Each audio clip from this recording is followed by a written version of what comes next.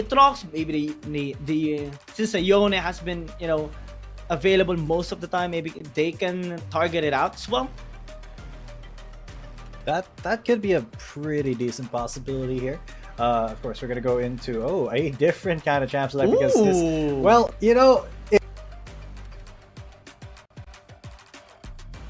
it makes sense because we can show the player cams in the middle, digging for gold a little bit there, but the KT Rolster are going to be banning out Senna, Gragas, while Aatrox and Camille are gone for Ceberus Esports, and it is actually KT Rolster who will go for the blue side. They will ban out the Gwen as well, so they should have like one champion that they prioritize quite a bit on. Maybe the Zoe if it's not banned out here. I mean, they should ban it out. Okay, they banned the Ziggs instead. Okay, so it's going to be a trade of either maybe the Fiora and the Zoe. Which will KT Rolster pick first? They will pick the Jace. Neither one of those options. They want the Jace.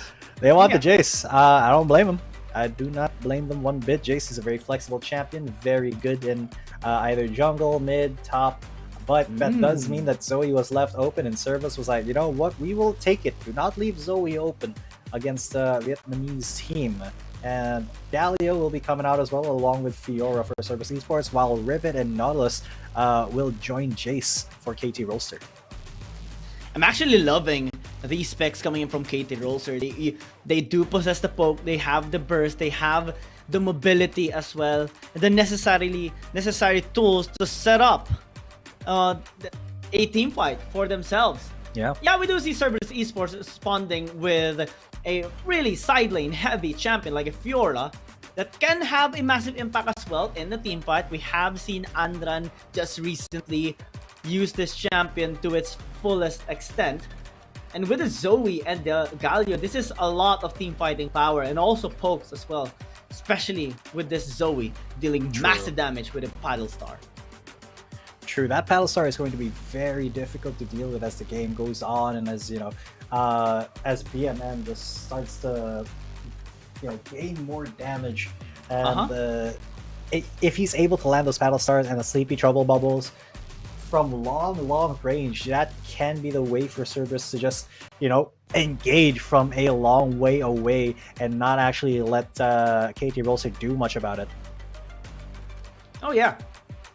With the bans here, well, it is nice that they have banned away the Kha'Zix and the Olaf, but still one champion is left open here for Meliodas. He is extremely strong whenever he gets his hands on Ione.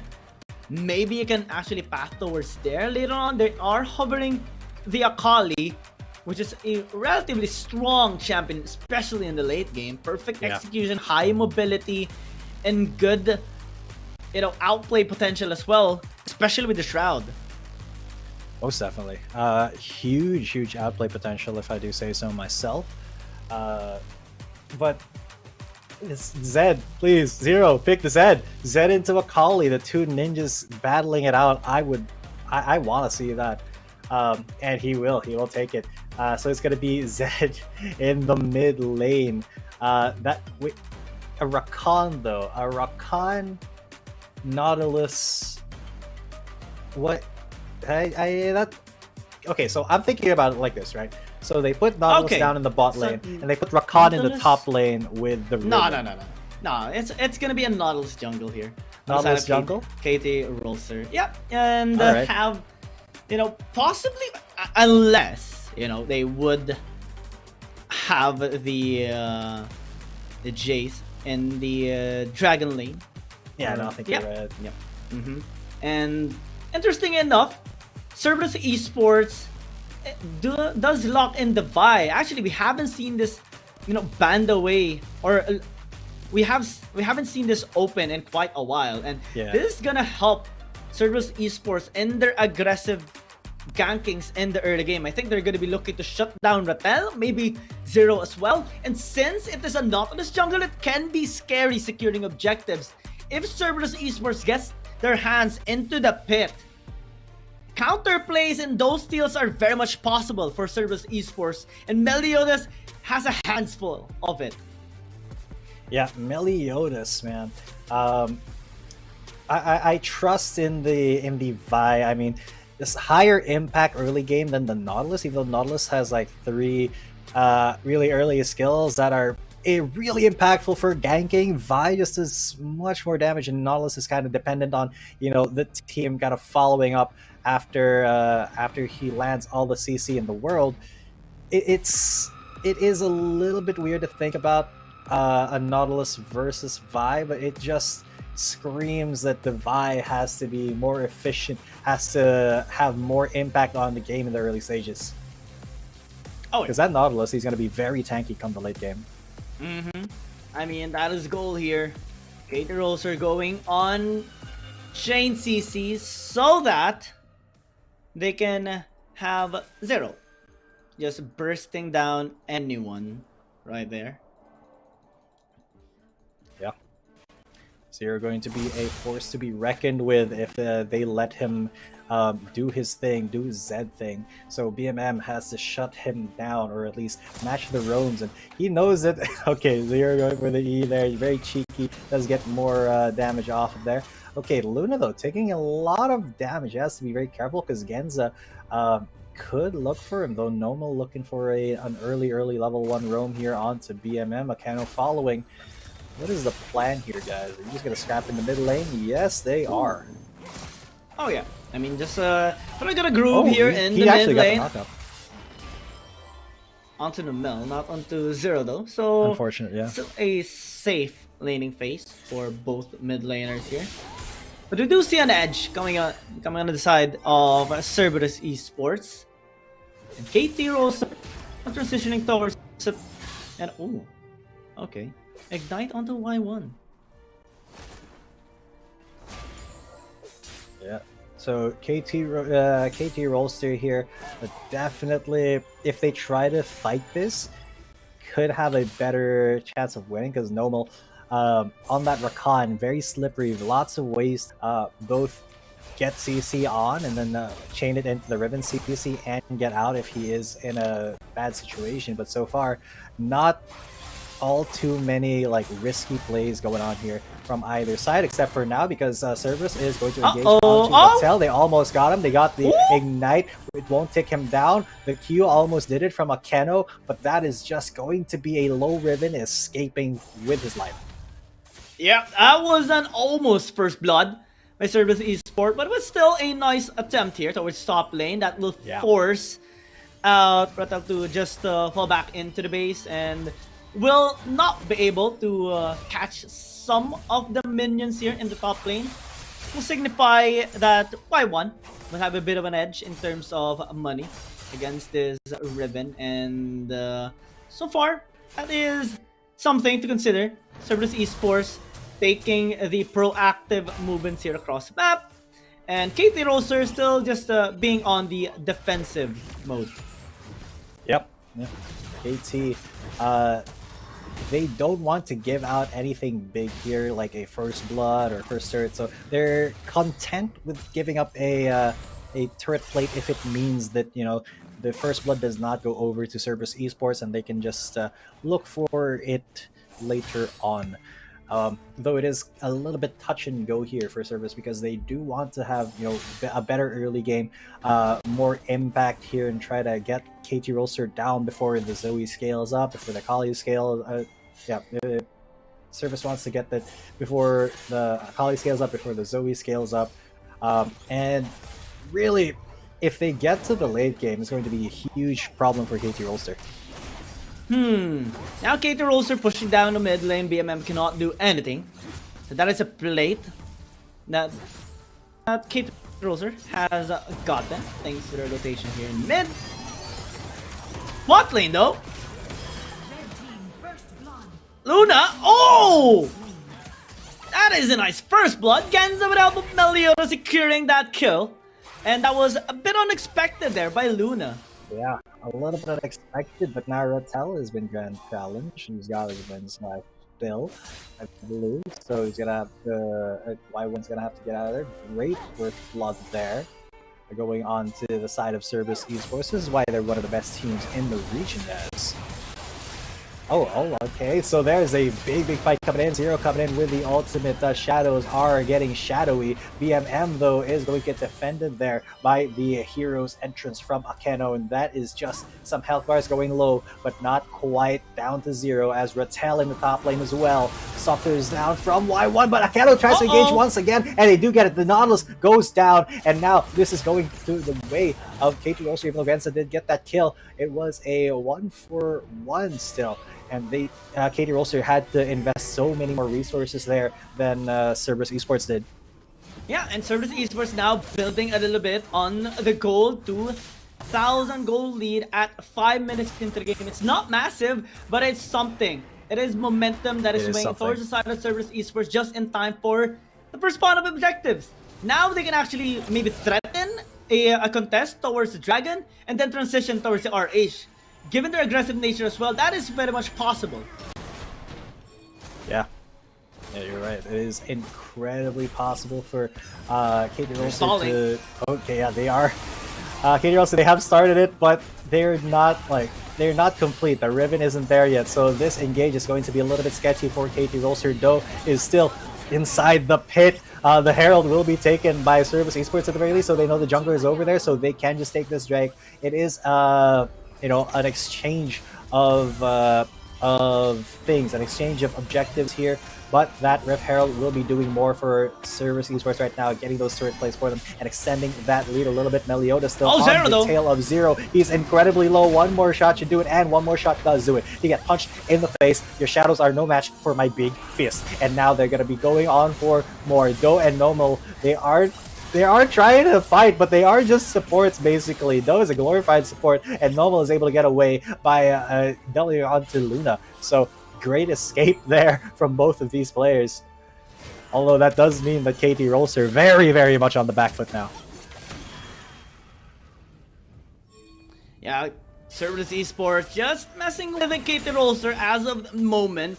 Both of their fights, this is the thing about their composition. They can actually just engage onto them. They have the tools for it. Bot lane, Zero might be in trouble. But actually, with the rotation there of Nomel, he is able to disengage. This, yeah. Perfect gank, or well, perfect engage there from Meliodas. He found what he was looking for. The target was painted on the Zed's face, and he just broke that vault. Yeah, he punched him right where it counted. And, you know, shurikens, they're not sharp enough to cut through a steel gauntlet.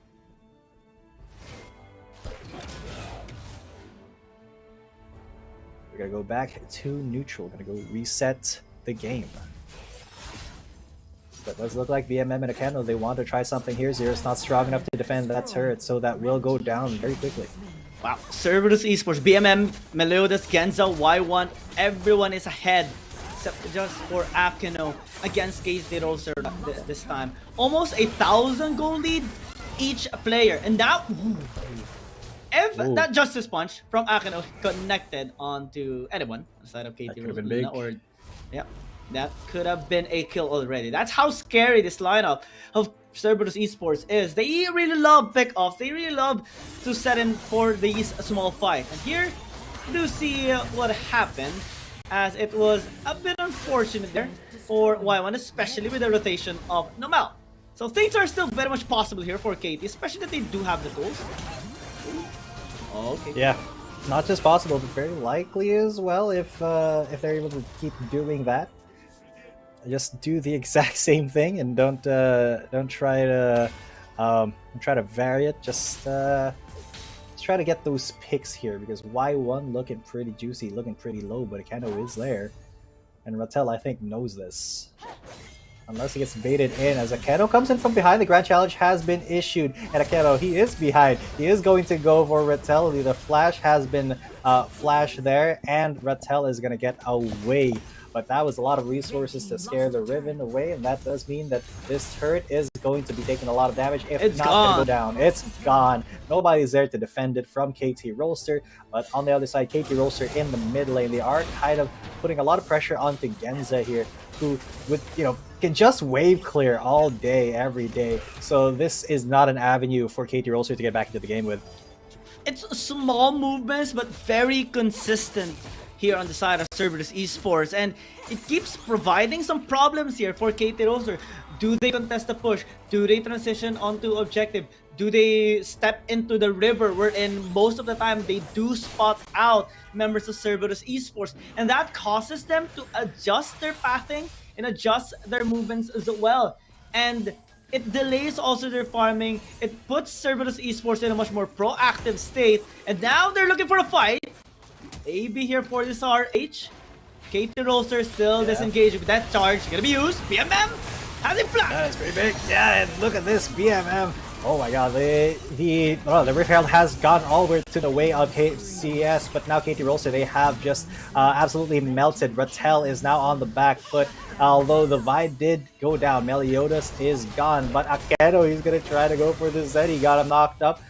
Zero has to get away from there really quickly, but KT Rolster, they just absolutely got melted there with 20 seconds left for the Dragon. Let's check out that replay, because I didn't really see most of it. But yeah, Meliodas getting on that Herald, thought they got him with the dredge line, thought they got him with the depth charge, but look at that, all the AoE coming in, as well as that Fiora's healing circle just denied all of that damage from KT Rolster, and that team fight was not something that was something that they wanted. Now, Ceberus Esports, they are very, very ahead, almost 5,000 gold, and KT Rolster are trying to do something cheeky, trying to do a death rush over here in the bot lane. And it may work here as Meliodas has found Nomo, but the rest of KT Rolster there is on to Y1, and that Fiora is going to fall down. Akedo and Meliodas now, they're going to go against these four. Genza's there, so he can lay down the damage here as the Zoe, but will it be enough? Because KT Rolster, they have the damage of their own, and they are going to lay it down onto Akedo pretty thickly. But Akedo survives just barely with a sliver of health. BMF finally arrives to the party. He's a little bit late, but he's not too late. Zero is over there in the river, and only one kill will be going over to KT Rolster. Still a very good kill. Genza almost actually got that kill onto Rattel as well. So what a tense, intense fight here for both of them. 1-for-1. One kill was just gotten here, but the side of KT Rolster, they are transitioning here towards the Mountain Drake. Here comes kind of going with the Shield of Duran. Ooh. Oh, Genza! Genza! Y1 is here! That's pretty huge. Yeah, Y1, he has gone, like, the Dragon is still being worked on by CES. Luna almost falling down. Y1, he goes into the fray, and Zero and Do have to run away. And he does get the lunge after the flash. Zero has to use his shadow to get out of there once again. And now, Y1, how do you come back from that? Just getting face tank, 3 of you by 1 Fiora. Ceberus Esports incredibly ahead. They got that Drake for free as well. So now they can start focusing on pushing down the lanes.